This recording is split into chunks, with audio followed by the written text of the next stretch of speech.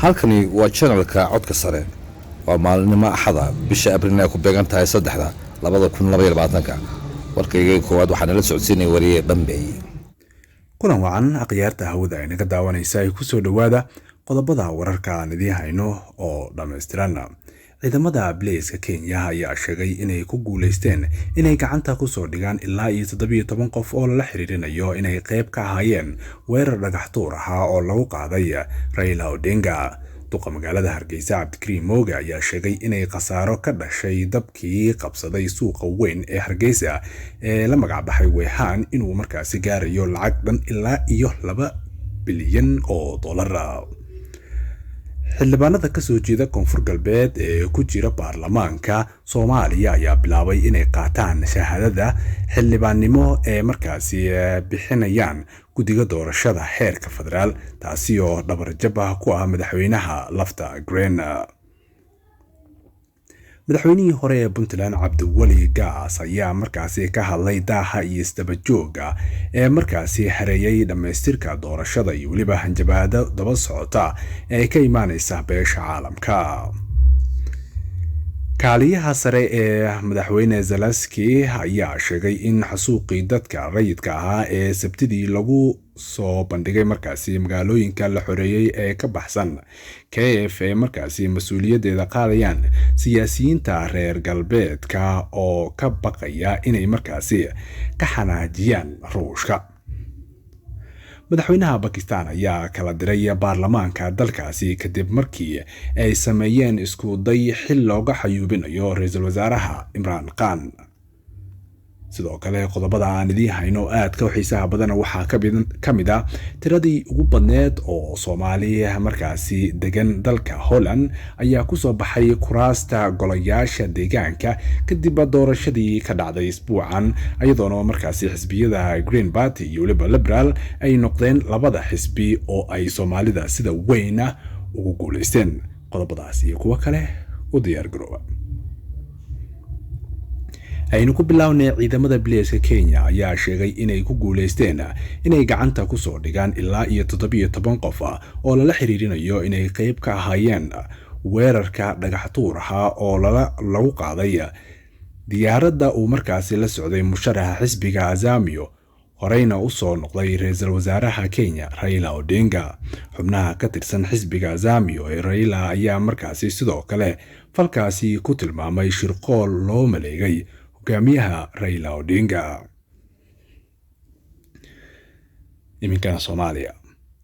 duqa magaalada Hargeysa Cabdikariim Mooge ayaa sheegay in khasaaraha ka dhashay dabkii qabsaday suuqa weyn ee Hargeysa ee Weehaan uu markaasi gaarayo lacag dhan ilaa 2 milyan oo dollar. Cabdikariim Mooge oo markaasi ah duqa Hargeysa ahna xubin markaasi ka mid ah guddiga uu magacaabay madaxweyne Muuse Biixi ayaa warbaahinta u sheegay in guddiga uu markaasi qiimeynta hordhaca uu ogaaday khasaaraha markaasi ka dhashay dabkii baabiye suuqa Hargeysa.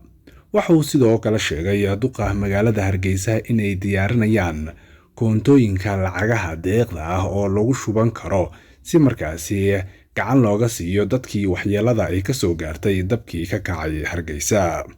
dhanka kale waxaa weli socdo dadaalada gabi ahaanba lagu baajinayay dabkii markaasi weli halkaa ka sii horaya oo qaarkiis la daminaya iyo weliba nadiifinta lagu wado halkii uu dabka ka kacay. waxaa la sheegayaa maanta in uu halkaasi soo gaaray wafdi oo ka socdo dhanka iyo weliba Jabuuti. xildhibaano ka soo jeeda koonfur galbeed ee ku jira baarlamaanka Soomaaliya ayaa bilaabay inay qaataan shahaadada xildhibaannimo ay markaasi bixinayso guddiga doorashada heerka federaal, taasi oo dhabarjab ku ah madaxweyne lafta Green. Sheekh Aadan Maxamed Nuur oo loo yaqaan Madoobe oo ku guuleystay kursiga Hoob 189 iyo weliba Shariif Maxamed Cabdalla oo ku soo baxay kursiga Hoob eber 85 ayaa noqday xildhibaanadii ugu horeeyay markaasi koonfur galbeed oo qaata shahaadooyinka xilli hadal hayay markaasi ama la hadal hayaan raade in xubnaha ka soo jeeda koonfur galbeed ay ku mowqif noqon doonaan madaxweynahooda. arinta kale ee markaasi la yaabka ayaa noqonaysa in Aadan Madoobe uu la hadlay warbaahinta waxa uuna sheegay ama yiriba xildhibaanada walaalahayga ee ka soo jeeda koonfur galbeed waxaan leeyahay dib u dhac kale oo doorasho ah sabab ha u noqonina ee qaata shahaadadiina. Axmed aadan madoobe iyo weliba shariif maxamed cabdalla ayaa la rumaysan yahay inay u sharaxan yihiin xilka guddoomiyaha golaha shacabka, taasi oo markaasi badinayso inay tahay midda soo dadejisay inay kala wareegaan ama ay dhan kale ka soo istaagaan. guddiga doorashada ayaa shalay bilaabay shahaado siinta xildhibaanada shalay oo markaasi keliya waxaa shahaado la siiyey 54 xildhibaan oo ka tirsan labada aqal, kuwaasi oo kasoo kala jeeda galmudug, hirshabeelle, jubbaland, reer waqooyiga iyo weliba banaadiriga, iyadoo markaasi 14 bisha lagu balansan yahay in la dhaariyo mudanayaasha doorana. lama oga tilaabada ay qaadi doonaan Laftagreen, Farmaajo iyo Fahad Yaasiin oo ayagu ka dhinac ah in shahaadooyinkaasi la qaato.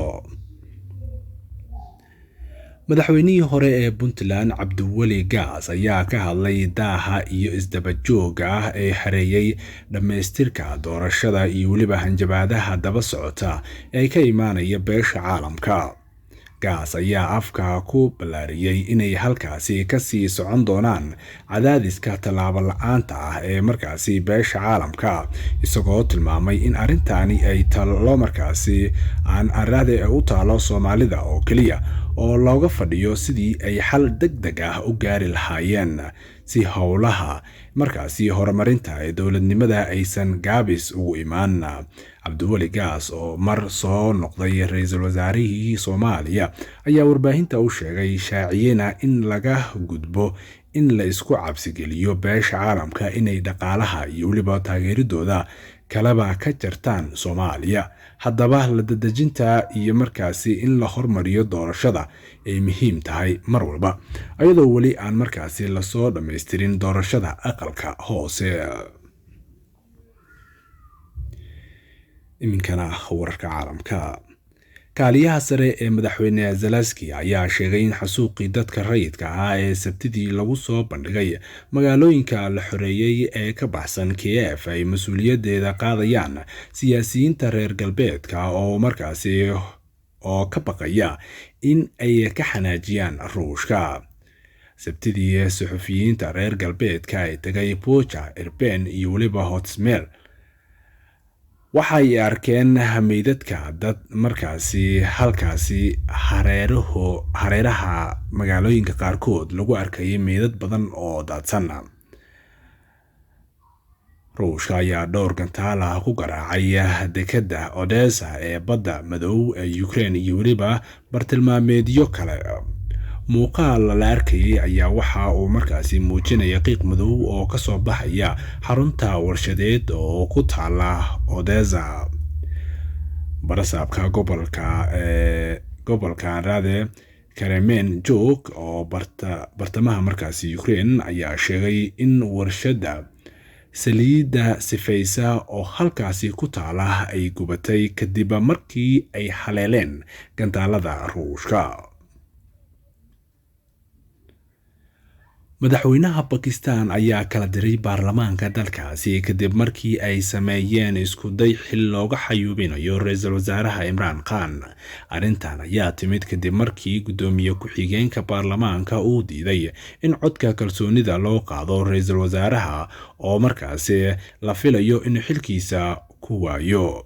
Masar Khan ayaa ku andacoonaya in Mareykanka uu hormuud ka yahay shirqoolka xilka looga xayuubinayo kadib markii uu dhaliilay siyaasadda Mareykanka iyo weliba go'aanada kale ee siyaasadda dibadda ee uu markaasi qaatay.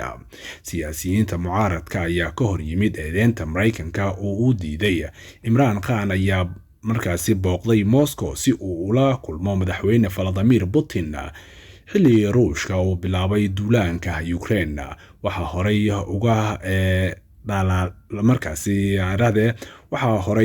uga dhaleeceeyay Mareykanka la dagaalanka argagixisada. tallaabadan ayaa dhalisay dibadbaxyo caro leh oo ay sameeyeen hogaamiyayaasha mucaaradka oo sheegay in haatan ay kiisku ku wareejin doonaan maxkamadaha ugu sarreeya ee dalkaasi. Imraan Khan ayaa ku sheegayba arrintani shirqool Maraykanka u wado, hase yeeshee Washington way ku gacan seedhay eedaasi markii uu Imraan Khan u soo jeediyey in Maraykanka uu ku lug leeyahay ama shirqool uu ku wado waddankaasi. ugu dambeynna waxaa soo baxayso arrin farxad leh ama u soo hooyan karta guud ahaan Soomaalida oo dhan. waxaa la soo sheegayaa tiradii ugu badneed oo ah Soomaalida degan dalka Holland ayaa ku soo baxay kuraasta golayaasha deegaanka kadib doorashadii dhacday isbuucan, iyadoo ay xisbiyada Green Party iyo Liberal oo noqday labada xisbi oo ay Soomaalida sida weyn ugu guuleysteen. Soomaalida ayaa noqon karta inay halkaasi ka helaan fursado aad u weyn marka loo fiiriyo sida weyn oo ay ugu soo baxeen doorashada maalmahan socotay. Magacaygu waa Cabdinaasir Bambe.